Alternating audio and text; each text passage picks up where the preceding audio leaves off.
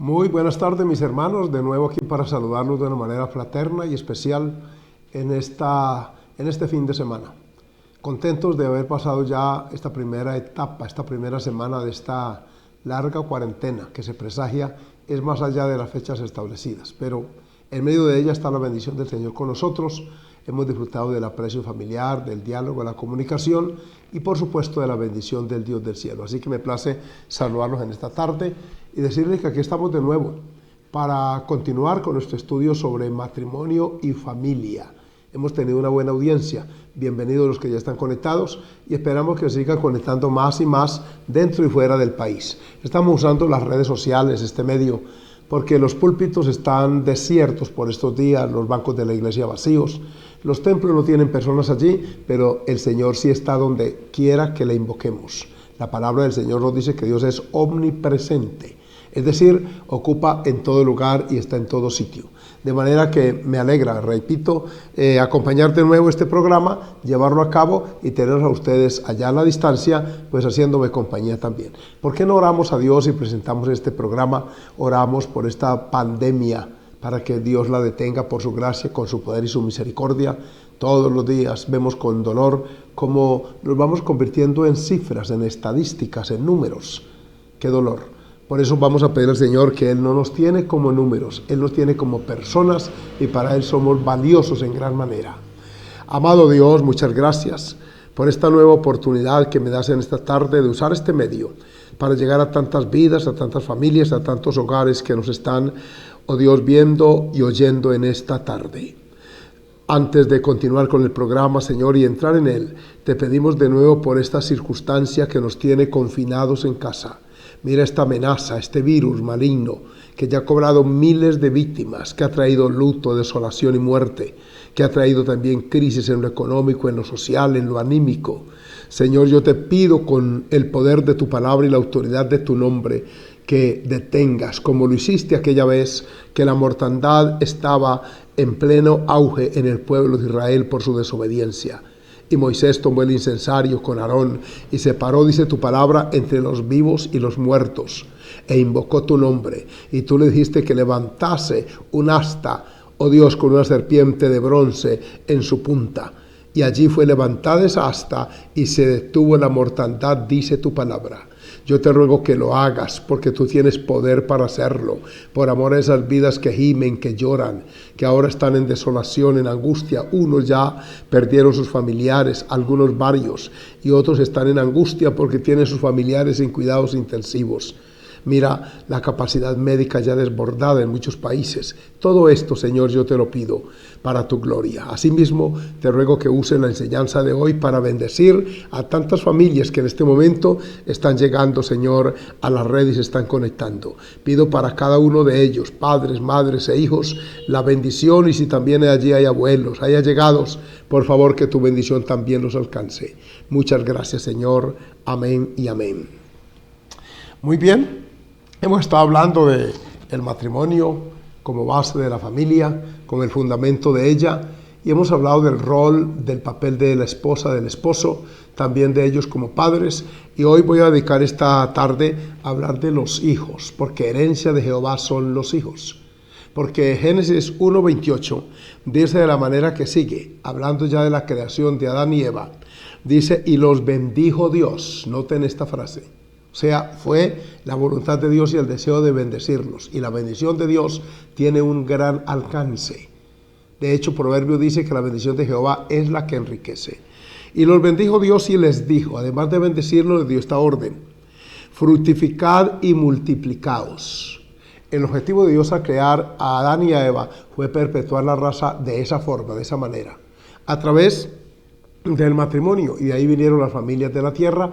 Y por eso Dios le dijo a Abraham también que en él serían benditas todas las familias de la tierra.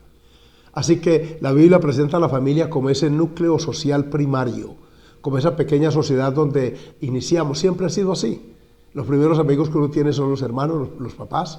Uno aprende a hablar porque oye hablar a los papás, aprende a caminar viendo a los otros. Todas nuestras relaciones básicas, todo nuestro carácter, nuestra personalidad se va formando en el seno de la familia.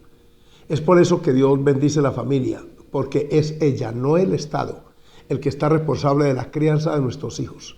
Cuando el Estado ha intentado, incluso se ha entrometido, llamémoslo así, dentro de la crianza de los hijos, es ahí donde está lo delicado, porque ese papel, esa función nos la delegó Dios a nosotros. Aquí dice que fue a ellos dos, a Adán y a Eva: multiplicaos, llenad la tierra y sojuzgadla, señoread.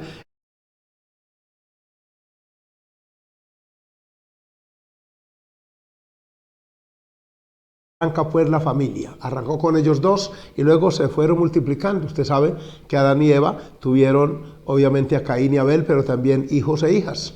Alguien me preguntó una vez que si había muerto Caín y Abel había sido muerto por Caín. ¿De dónde había salido la mujer de Caín? Y oigan Génesis capítulo 5 versículo 4, para que usted tenga esa idea y se disipe la duda. Y fueron los días de Adán después que engendró a Set, que fue muy posterior este hombre. Set fue el reemplazo de Abel. Fueron los años de Adán 800 años y engendró hijos e hijas.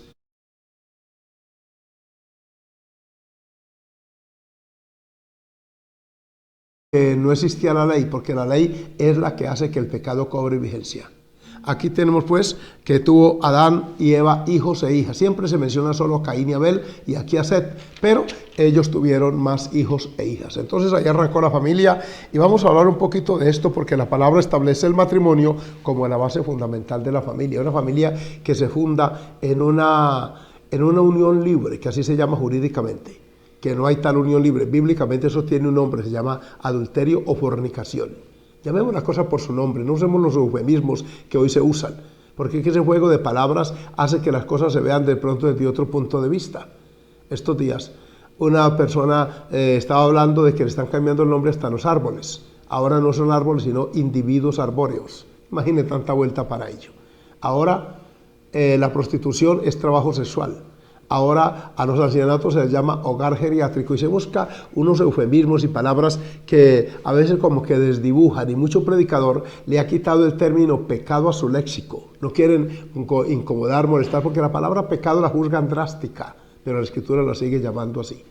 Así que esto es importantísimo. Miren lo que dice la Escritura en Hebreos 13:4, y voy para el Nuevo Testamento con ustedes. Si me pueden ayudar allá, hijo, Dios te bendiga por venir a colaborarnos con esta parte. Y en Hebreos 13:4 lo podemos colocar en pantalla por si hay alguien que no tenga la Biblia, para que lo pueda leer allí. 13:4 de Hebreos dice de la manera siguiente: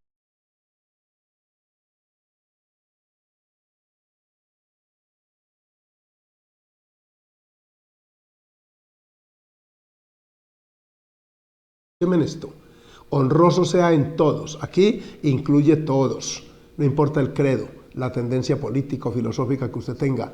El matrimonio es honroso. Dios lo estableció y lo honra quien quiera que lo profese y lo practique. Yo he tenido la oportunidad de casar cientos de parejas. He hecho ceremonias en lugares suntuosos, bonitos. Me han invitado a grandes hoteles a llevar allí a cabo una ceremonia nupcial, pero también he estado adentro en las selvas colombianas, allá entre los cubeos, piapocos, curripacos, sálivas, cuivas, de sanos. En todas esas comunidades tenemos iglesia y he hecho matrimonios masivos entre ellos. Es bonito ver cómo en esa mentalidad indígena ellos honran el matrimonio, son monógamos. Dentro de sus resguardos tienen normas que protegen el matrimonio y eso hace que la bendición de Dios nos alcance, porque ahí lo dice la palabra: honroso sea en todos. Si usted vive sin casarse y tiene con lo que llaman hoy pareja, le quiero decir que es mejor que arregle esa condición, porque la Biblia dice que de no hacerlo, usted está en un pecado llamado fornicación o adulterio, y dice que a los tales los juzgará Dios. Y usted tal vez me está preguntando: entonces que me juzgue Dios. No, lo estoy diciendo porque es que la palabra me autoriza, y autoriza a la iglesia también a juzgar la conducta ajena. Saben ustedes que 1 Corintios 7 habla de un pecado moral que afectó una familia fuertemente, y la iglesia alcanzó a ser contaminada parcialmente por esa inmoralidad. Está en 1 Corintios capítulo 5, y es de un hombre que se fue a vivir con la madrastra. Le quitó la mujer al papá y convivía con ella, y Pablo estaba ausente. Le mandaron por carta avisar, y cuando él leyó la carta, desde allá, sin esperar a regresar para reunirse y poner las cosas en orden, escribió unas normas y dijo: al tal se ha entregado a Satanás, porque esa conducta ni aún entre gentiles se nombra. O sea, gente que no es de iglesia. Entonces la iglesia sí tiene facultad para juzgar las conductas de carácter moral cuando amenazan, óigame bien, su estabilidad, su santidad, su pureza moral que tiene que tenerla. La iglesia no puede contaminarse, la iglesia no puede aceptar el pecado en su seno, porque entonces perdería la razón de ser. Jesús dijo, si la sal perdiere su sabor, ¿con qué será salada? La iglesia es llamada en la Biblia la luz del mundo, la sal de la tierra. Jesús nos llamó así. Y de ahí que tiene que ser un faro que alumbra el lugar oscuro. También Pablo dice que la iglesia es columna y baluarte de la verdad, y la iglesia debe levantar la voz, como lo estoy haciendo yo a través de estos medios, para decirles que el matrimonio es honroso de parte del Señor y que debe ser la base de la familia. Hablaremos de eso. ¿Por qué debemos casarnos? Porque es un mandamiento divino. Fue Él el que lo ordenó. Aquí está. Y Jeremías dice, dad mujeres a vuestros hijos y esposos a vuestras hijas. Es decir, que el matrimonio continúe. Y así ha sido en todas las dispensaciones, desde la dispensación de la ley donde se reglamentó, por ejemplo, hay unas normas en Deuteronomio 22 muy claras.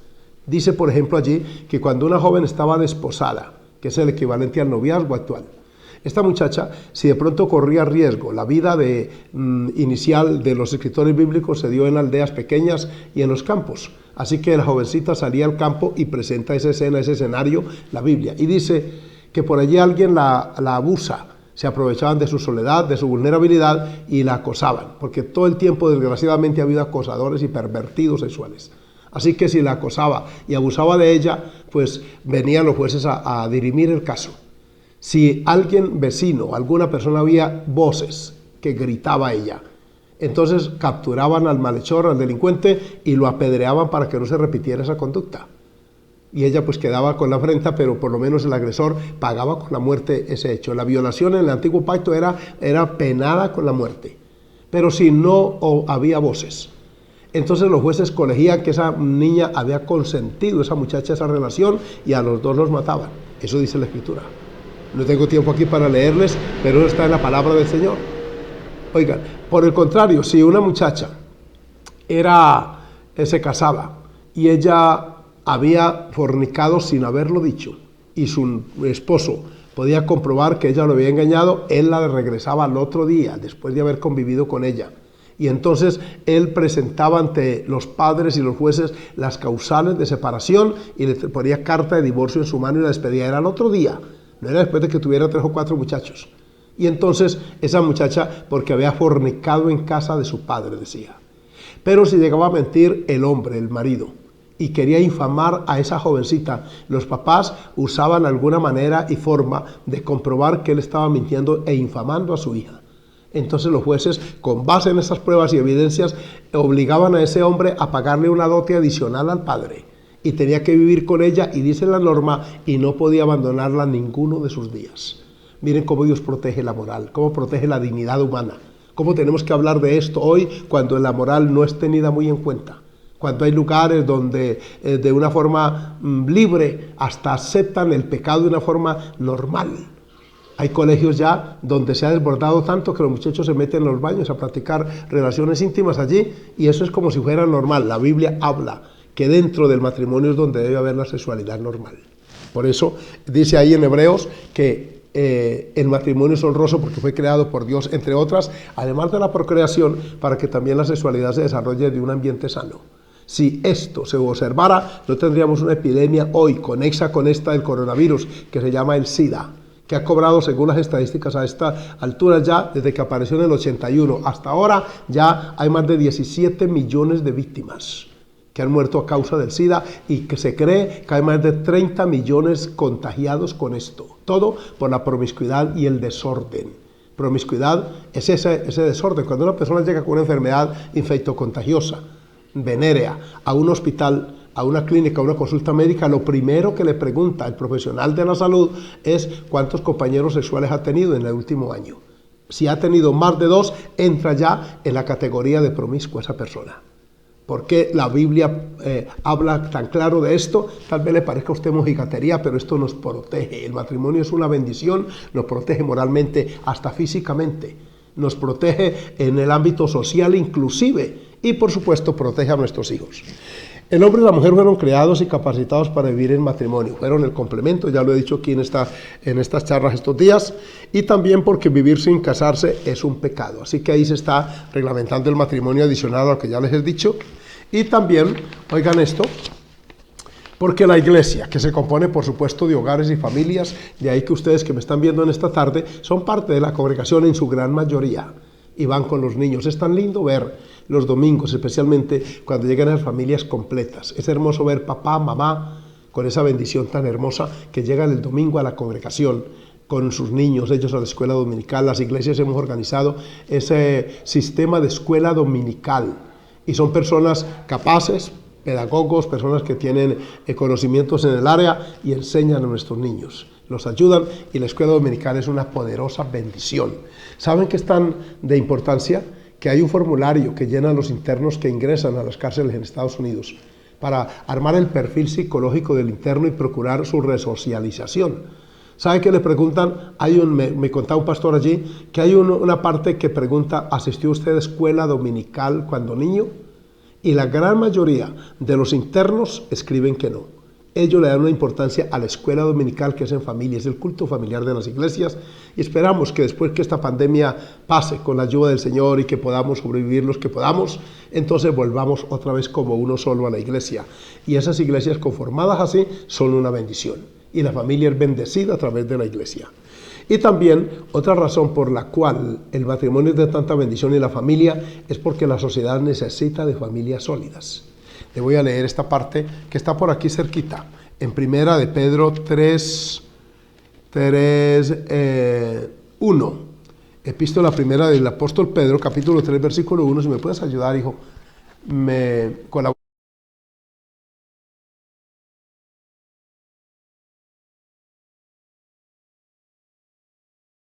Casada, para que también los que no creen a la palabra, que nos circundan, sean ganados sin palabra por la conducta de sus esposas. Oiga, qué importante esto. Su caminar diario, su forma de vivir en el seno de hogar está siendo observado por las vecinas. Hay riñas allí, contiendas allá, borrachera allí, marido infiel allá, todas estas circunstancias, hogares disfuncionales, los llaman hoy socialmente, donde están los de ella, los míos y los nuestros, que así se llaman los hogares hoy, y se crea dentro del seno del hogar muchas contiendas y muchas circunstancias tristes y dolorosas. He contado esta experiencia, estaba en una parte de Colombia, en una zona que es muy densamente poblada, y una noche ministrando a las familias pasó una abuelita con 5 nietos, la mayorcita tendría unos 9 añitos.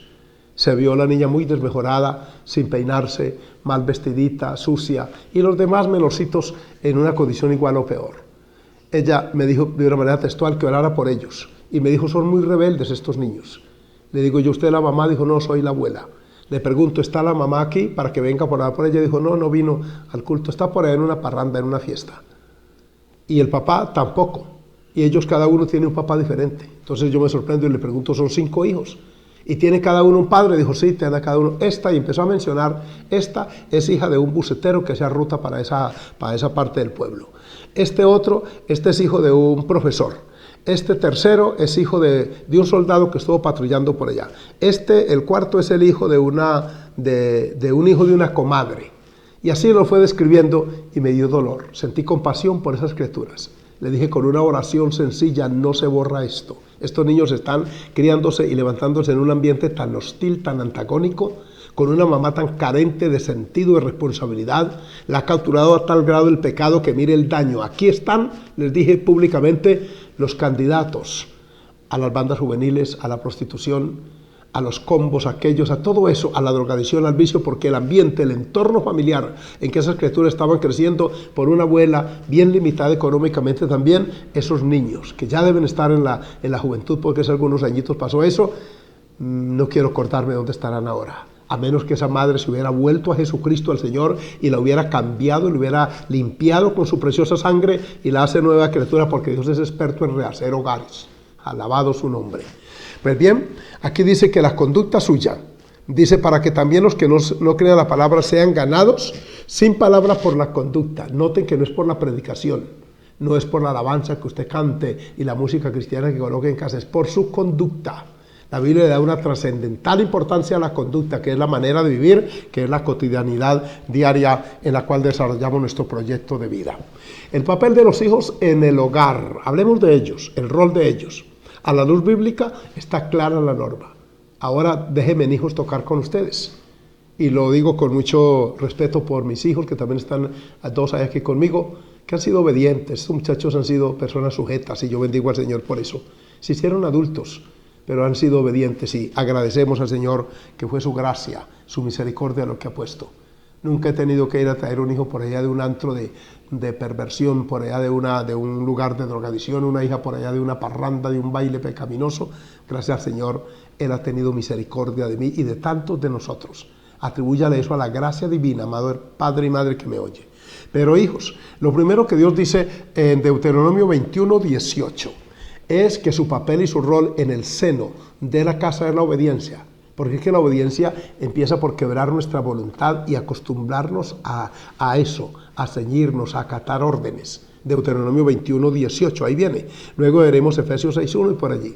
Si alguno tuviere un hijo, oiga cómo ese hijo, contumaz y rebelde, escuchen esos términos tan duros, que no obedeciere a la voz de su padre ni a la voz de su madre, y habiéndole castigado no les obedeciere, oigan la norma, la sentencia para él, versículo 19. Entonces lo tomarán su padre y su madre, los dos, y lo sacarán ante los ancianos de su ciudad y a la puerta del lugar donde viva. Es decir, ellos en casa habían hecho todo lo posible por ceñir a ese muchacho dentro de unos parámetros de ética, de moral, de principios, de obediencia. No fueron capaces, no pudieron. Entonces, al sentirse ya incapaz, y cuando habla de contumaz y rebelde, habla de un muchacho que ya tiene uso de razón, que ya tiene capacidad de análisis, que ya tiene la capacidad hasta de rebelarse contra la autoridad paterna y materna. Estos padres, papá y mamá, llevaban a ese hijo ante los jueces de la ciudad, del pueblo, de la aldea donde estuvieran, y oigan la sentencia. Veámosla allí en los versículos que siguen, creo que es el versículo 23, allí está. Y dirán a los ancianos, el 20, y dirán a los ancianos de la ciudad, estoy en Deuteronomio 21, 20, si quiere, abra su Biblia y subráyelo. Nuestro hijo, están admitiendo que es, obviamente, ellos son los progenitores de él, es contumaz y rebelde, no obedece a nuestra voz, adicional a eso, es glotón y borracho, una conducta totalmente contrarias. Y dirán a los ancianos, a eso le van a decir, ¿qué determinan los ancianos? Versículo 21. Entonces todos los hombres de su ciudad, o sea, se hacía un consejo, una audiencia pública, y dice, y todos los hombres de la ciudad lo apedrearán y morirá.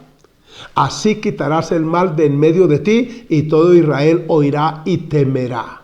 Se imponía la obediencia, o por las buenas o por las malas. Imagínense ustedes los muchachos que tenían que ver aquello, los niños que observaban eso, más de un papá le decía, eso le pasó a él por desobediente, por contumaz, rebelde, glotón y borracho. Entonces se corregía de esa severidad, era el castigo para el muchacho rebelde y desobediente. Así que lo mejor era obedecer. Hoy esa norma no se permite. La nueva ordenamiento jurídico que nos rige no nos permite ir hasta allá, pero algo hay que hacer.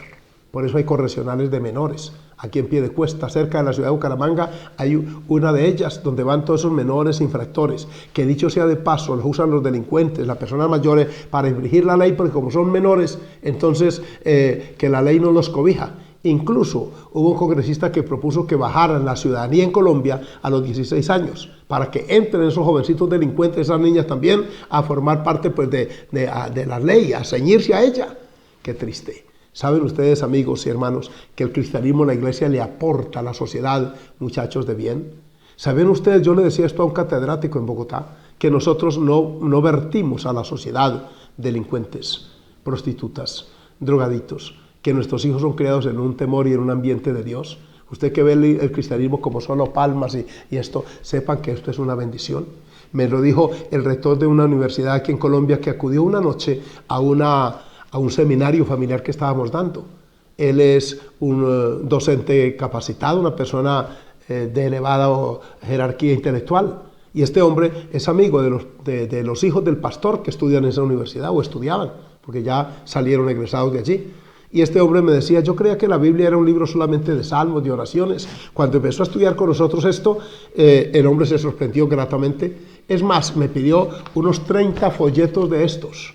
Se los dimos, por supuesto, a través del pastor de esa ciudad, para que él me dijo, tenemos un desorden en la universidad terrible, muchachos en vicio, en drogadicción, el índice de deserción escolar es altísimo, y me habló del ámbito que él conoce, el ámbito académico, y cómo la iglesia es de bendición en esa área. Busque a Dios, no solamente por su alma, por su vida, también por sus hijos. Si los tiene pequeñitos, está a tiempo de ayudar a esos muchachos. Efesios 6.1. Vamos, hijo, con Efesios 6.1, posteriormente Colosenses 3.20, y veamos qué dice en el Nuevo Testamento la Escritura con relación a los hijos. Usted dijo que me está escuchando, oiga esta hermosa verdad. Efesios 6.1. Hijos, y hay una coma allí. Obedeced en el Señor a vuestros padres, porque esto es justo. Obedecer es la norma, porque el papá es la primera autoridad que nosotros conocemos. Antes de ir a la escuela, al jardín, al prejardín, antes de conocer una autoridad, bien sea académica, escolar, policiva, la que fuere, la primera autoridad es papá y mamá. Por eso hay un proverbio que dice que a ellos hay que temerles, porque la Biblia autoriza que en la etapa inicial al papá hay que temerle. Y algunos que llevamos castigo físico, yo recuerdo, no fueron muchos, pero las pocas tundas que recibí me enderezaron. Todo con la intención de evitarme lo que me evitaron. La cárcel, la delincuencia, el delito, la maldad, todo esto que yo soy por la gracia del Señor, lo debo a Dios primeramente, pero también a una formación paterna que me fue inculcada al principio. Gracias al Señor por mis padres. Colosenses 3.20. Miren que también a ustedes, hijos, les dice la palabra de la manera que sigue. Este texto es muy parecido al de Efesios 6.1, pero Colosenses 3.20 afirma también de una manera enfática y muy clara. Veamos si el sistema nos permite o si no lo leemos aquí, porque aquí lo tenemos también en Colosenses capítulo 3, versículo 20, y se lo voy a leer inmediato que lo encuentre. Este texto dice de la manera que sigue, gloria al nombre del Señor. Hijos, obedeced a vuestros padres en todo, porque esto agrada al Señor. En Efesios dice que es justo que quien invierte en nosotros esfuerzo, sacrificio, economía y todo esto también seamos sujetos a ellos. Y aquí dice que esto agrada al Señor, la sujeción agrada, la rebeldía desagrada. La sujeción, óigame bien, honra al Señor y a los papás, la desobediencia deshonra. Todo hijo que le ha ido mal, y hay unos que están llevando físicamente, fue por su rebeldía. Estos días, hoy un testimonio me llegó al WhatsApp bastante curioso. Lo cuenta un evangelista dominicano que está en un país de Centroamérica dando una campaña, y él cuenta que en una noche el pastor de aquella campaña que lo invitó le presentó a una señora ya entrada en años que lo quería invitar a su casa. Él dijo, yo estoy cansado, he ministrado mucho. Dijo, vaya con ella, es bueno que vaya. Todo pastor que llega aquí o a esta ciudad que es de alguna influencia, ella lo invita a la casa. Y dice que él fue hasta su casa esa tarde y había muchas fotos de ella con evangelistas de algún renombre, y entonces ella se tomó la foto con él y dijo, yo quiero tenerla. Él hasta la juzgó como orgullosa, súper fe, súper espiritual, pero luego se sentaron a comer algo y ella le contó el siguiente testimonio. Le dijo, cuando yo tenía mis hijos pequeños, que son 5 varones, Dios me habló y me dijo que los 5 hijos míos serían predicadores, pastores.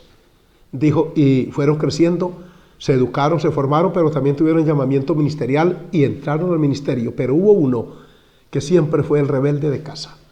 Es más, como pudo, terminó algo de universidad, y ese hombre, en esa condición de distanciamiento de Dios, se fue a Europa. Y en un país europeo empezó a trabajar, pero allá, al poco tiempo, a los 2 o 3 años de estar allá, se enfermó gravemente y la enfermedad no dio tregua y ese muchacho murió en ese país. Allá le hicieron ciertas ceremonias de acuerdo a las reglas de ese país, pero luego lo repatriaron ese cadáver y llegó a esa ciudad con algunos días ya de muerto. Obviamente toda la familia conmovida para recibir el cadáver, luego lo llevaron a la casa. Era costumbre en ese pequeño pueblo todavía, o esa pequeña ciudad, pues velar los muertos en casa. Todavía en algunos pueblos lo hacen. Y resulta que todos estaban pendientes de la señora, de la mamá, porque iba a entrar en shock, quién sabe qué iba a pasar. Ella no la veían llorando ni conmovida, extraño. Así que le entraron el féretro, lo colocaron en la sala y todos pendientes de ella. Algunos lloraban, otros en angustia. Los hermanos estaban allí, los pastores, miembros de sus iglesias. Eso se llenó la casa y la mujer se escapó y fue y se consiguió un machete. Y cuando le vieron con ese machete en la mano, intentaron quitárselo, y esta mujer entró en valentía, en carácter, y le dijo: el que se me acerque a intentar quitarme este machete, le mocho la cabeza. Imagina, en pleno funeral de su hijo y con esas expresiones. La gente sorprendida y les amenazaba de verdad con el machete, y se acercó al ataúd y levantó la tapa y empezó a hablarle a ese cuerpo, a ese cadáver, y lo llamó por nombre y le dijo: fulano de tal, siempre fuiste un rebelde, un hijo calavera, como dicen. Siempre te distinguiste no por tus virtudes, sino por tus defectos. Fuiste una persona desobediente a Dios, a nosotros como padres. Tu padre murió llorando tu ausencia de Cristo. Y mira lo que te ha pasado, ahora vienes a hacerte el muerto. Y has de saber que Jesucristo me habló de 5 hijos que serían predicadores, y el único que falta eres tú.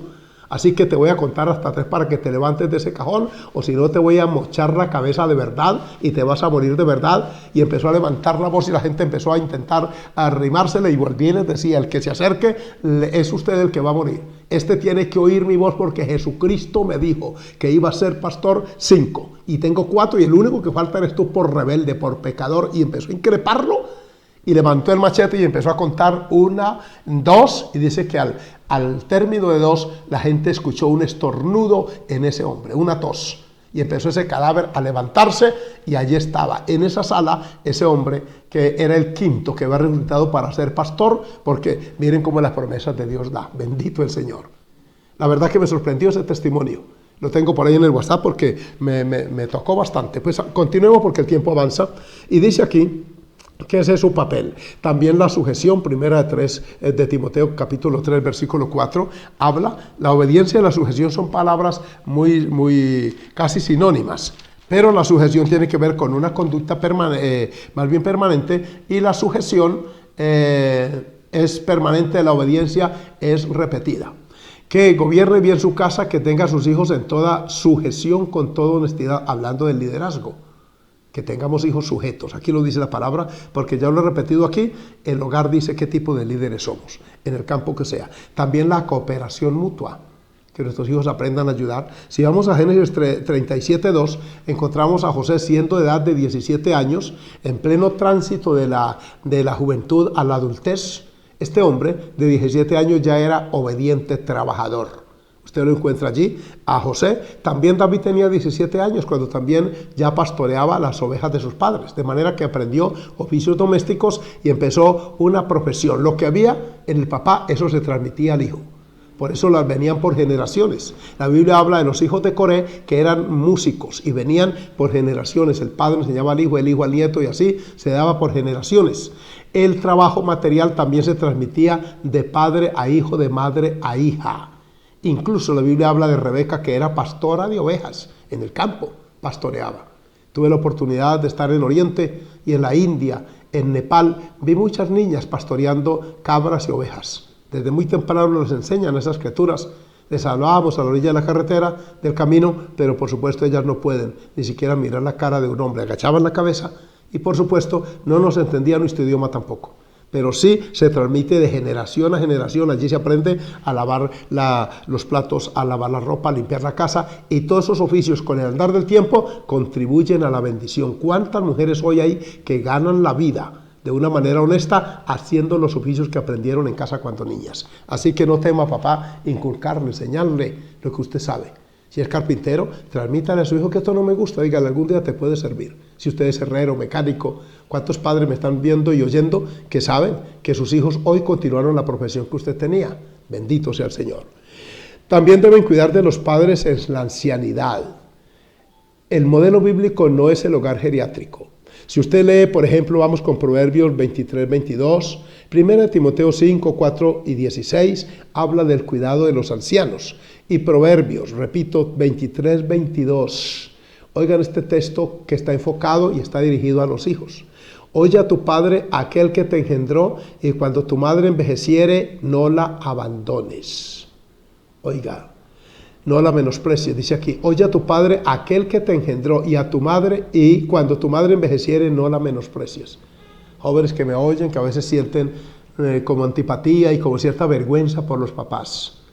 Han oído la historia de aquella mamá que educó a su hija con mucho esfuerzo, y el día que ella se recibió como profesional, ella no quería que fuera la hija, porque ella tenía las manos quemadas, y tenía muchas cicatrices.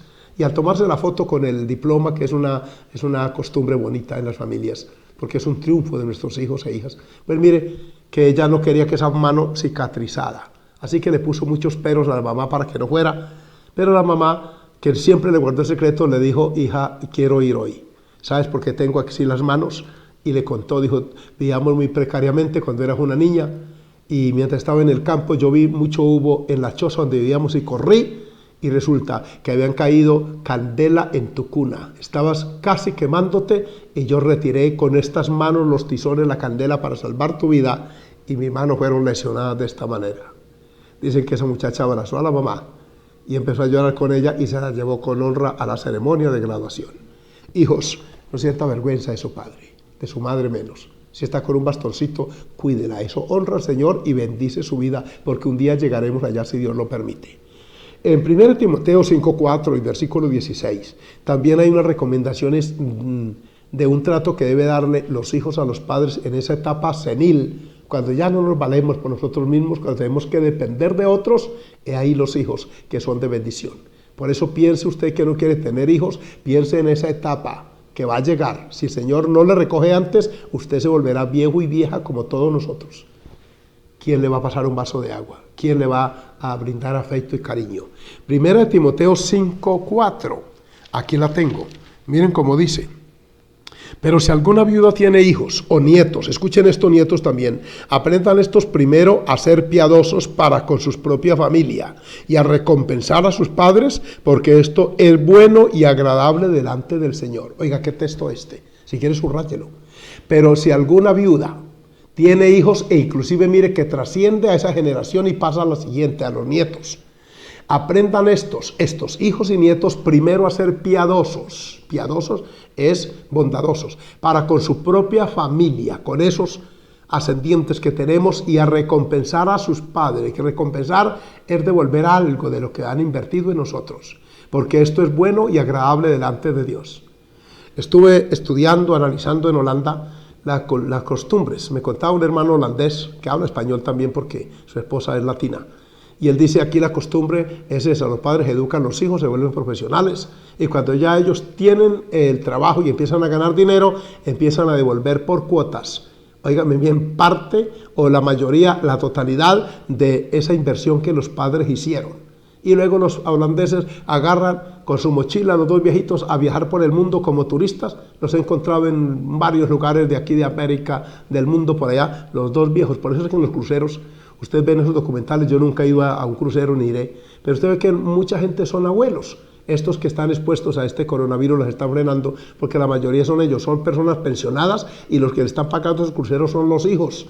Están recompensando en parte ese tour que esos abuelos hacen. Aquí dice que aprendamos a recompensar hijos o nietos. No son otros los que tienen que ver por ellos. Esto está claro en la Escritura. Y también el versículo 16. Mire, si algún creyente o alguna creyente, no creyenta, no diga hermanita, yo soy creyenta, donde le mano en ajo. No, usted es creyente, que es un término neutro. Y también dice: si algún creyente o alguna creyente tiene viudas, o sea, personas en vulnerabilidad, que las mantenga y no sea agravada la iglesia, a fin de que haya lo suficiente para las que en verdad son viudas. Mire que hasta en la parte social y económica la iglesia reglamentaba. Se daba ayuda social a quien de verdad la necesitaba. Pero no es justo que su abuelo o abuela esté mendigando la limosna pública cuando usted tiene una economía y puede ver de ellos. Menos justo es que su padre o su madre estén por allí con una totomita en una calle o una esquina cuando usted puede. Si hay un hijo que me está viendo en esto, está pecando contra Dios y está faltando esta norma bíblica. A ver por ellos, a cuidarlos en la vejez, a recompensarlos. Vamos a ir avanzando, porque es que en Efesios 6:2 dice que también debe usted honrar a papá y mamá. Eso lo hemos comentado, pero veámoslo someramente. Efesios 6:2, allí viene, dice ese texto: honra a tu padre y otra vez a la madre. Miren que aquí están los dos progenitores.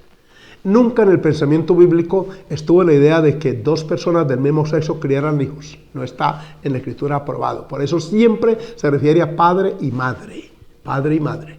Ese concepto moderno de matrimonio igualitario no es de origen bíblico, es humanista, es más, es pecaminoso. Así que allí está la honra para ellos. Está comprobado, escuchen esto. Me metí a internet y me gusta escudriñar esto. Yo uso el internet para para instruirme, no para entretenerme, porque no tengo tiempo de más. Los hijos de padres casados que tienen familias estables son emocionalmente más sólidos. Eso está comprobado. Tienden a ser más dóciles y educados. Tercero, son menos propensos al vicio y a la delincuencia. Cuarto, tienen principios éticos y morales más sólidos. Quinto, suelen repetir el ejemplo paterno. Y sexto, son más responsables y productivos. Miren el aporte que le hacemos cuando venimos al matrimonio y nuestros hijos tienen acceso a ver las fotos de nuestro matrimonio. Eso nos da una autoridad moral para corregir de pronto una conducta inadecuada en un hijo o en una hija. Uno puede decirle a un hijo, cásese, cuando uno lo hizo. Uno puede decirle a una hija, haga las cosas como deben ser, cuando uno con el ejemplo lo hizo. Porque hay muchos papás que no le dan ejemplo a los hijos. Estaba en la cartilla Alegría de Leer, con la que yo aprendí a leer hace más de 50 años. Estaban esas anécdotas tan lindas. Eran muy pedagógicas aquellas cartillas y traían además muchas moralejas. Y esa cartilla Alegría de Leer, en la versión de tercero de primaria, traía la historia de la cangreja y los cangrejitos. El cangrejo es un animal muy raro en el sentido de direccionarse. El cangrejo puede andar a los dos lados hacia atrás, pero nunca de frente. La cangreja tuvo muchos cangrejitos, tuvo los huevos y luego esos animalitos se incubaron y dieron esa cantidad de cangrejitos, y se sorprendió la cangreja al ver que todos sus críos iban para allá, iban para acá, iban para atrás, pero no andaban de frente. Esa anécdota dice que esa cangreja hizo en fila todos sus cangrejos, se paró al frente y, como en las fábulas, le habló a ellos y les dio una orden perentoria: anden derecho, hijos míos. Fue fuerte su voz. Ahí queda la anécdota. Los cangrejos no pueden andar derecho, por una razón lógica, porque la mamá no anda derecho, y se va en generaciones de esos animales, y así. Y hay muchos papás que me están oyendo que están como el cangrejo o la cangreja, andando torcidos. No espere que sus hijos enderezcan el rumbo, no le deje esa carga al profesor de la escuela, ni al pastor de la iglesia, ni al policía del cuadrante. Esa responsabilidad la tiene usted y la tengo yo. Nos ayude el Señor. Mire estos datos que me encontré en internet. Las estadísticas demuestran que los grupos delincuenciales y pandillas juveniles, yo visité las páginas de la Secretaría de Integración Social, también visité las páginas del Instituto Colombiano de Bienestar Familiar y otras más, y encontré esto: que las pandillas juveniles y grupos delincuenciales se nutren de hogares deformados, familias disfuncionales, padres y madres separados o casas donde hay mucha violencia intrafamiliar. El Instituto Colombiano de Bienestar Familiar brindó asistencia durante muchos años, especialmente a niños de 10 años arriba.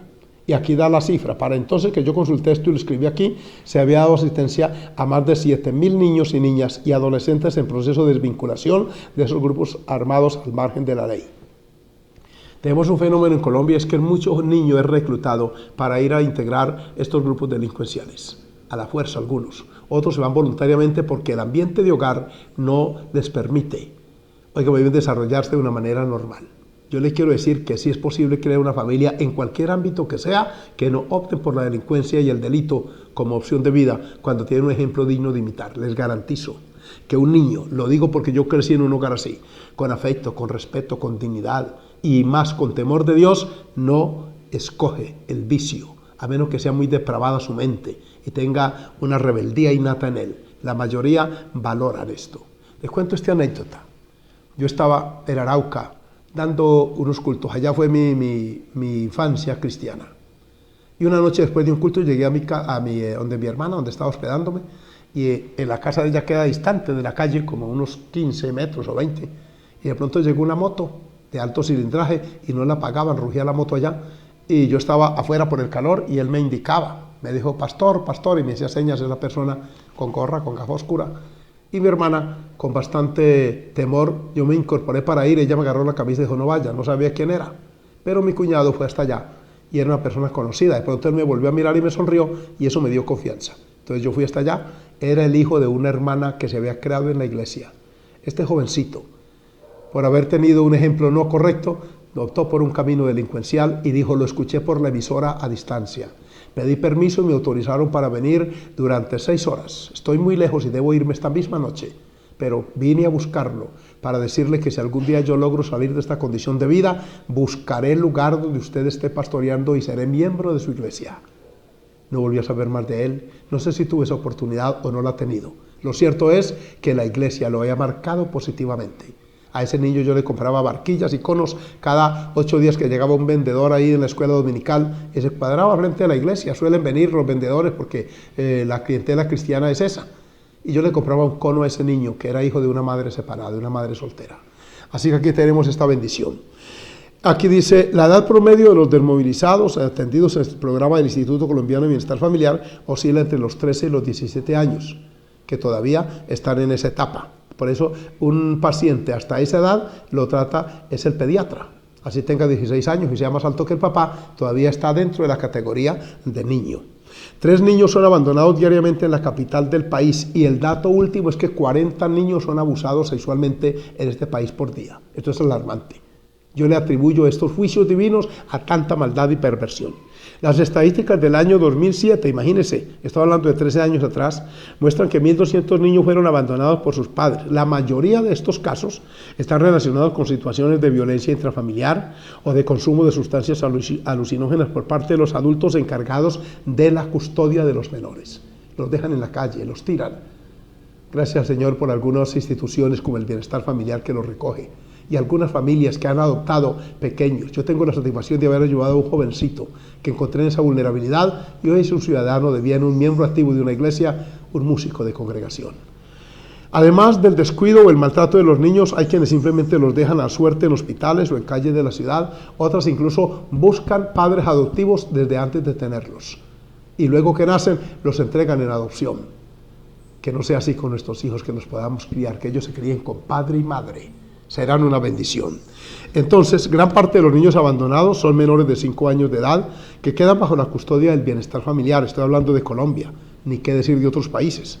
Otros que nunca se reportan al mencionado organismo quedan atrapados en el riesgo de caer en las redes delincuenciales. Es allí donde se pesca mucho niño y niña en esa triste condición. Padres y madres que me están oyendo, hijos que me escuchan, si tiene un padre cristiano, dele gloria y honra al Señor.